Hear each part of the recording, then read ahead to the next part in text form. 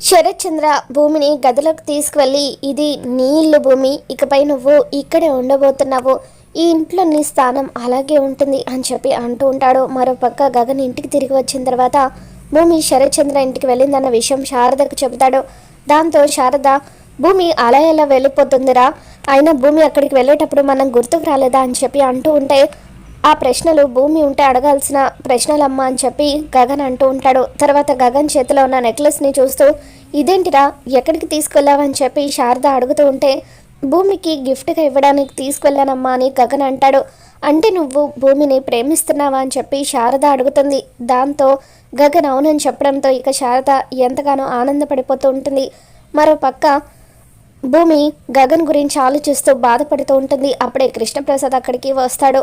నువ్వు మీ నాన్నకు రక్తం పంచుకొని పుట్టిన కూతురు అని తెలిస్తే అప్పుడు ఆయన మీ భావాన్ని నీకు ఇవ్వకుండా ఉంటారా? తప్పకుండా ఇస్తారు అని చెప్పి కృష్ణప్రసాద్ భూమికి ధైర్యం చెబుతూ ఉంటే భూమి కూడా ఆనందపడిపోతూ ఉంటుంది.